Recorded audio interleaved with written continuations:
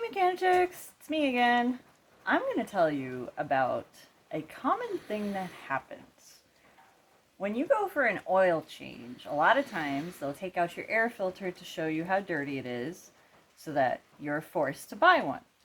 Now, sometimes they don't put it back correctly and your vehicle will sound weird and do weird stuff.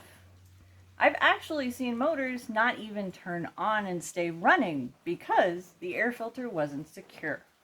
So, a quick thing you can do to check is to make sure that your air filter is secure and rule that out.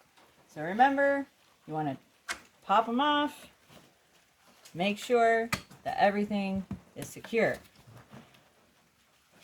Push on the little tabs if you have that kind of style. Push it down, secure the tabs by pushing up, and then making sure that you push the bottom part. It's nice and snug.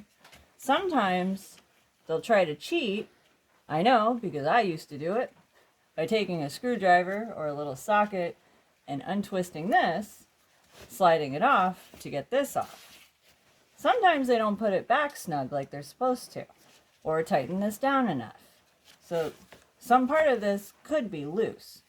So my husband has graciously agreed to let me run his Jeep with this not secure. So you can see what it sounds like.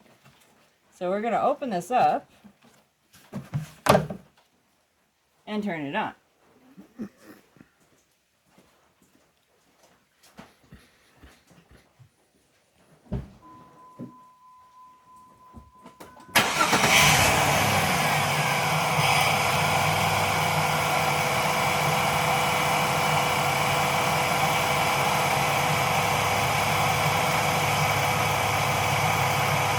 You see the difference?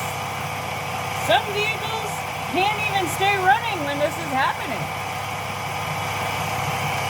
So, we're going to put it back in.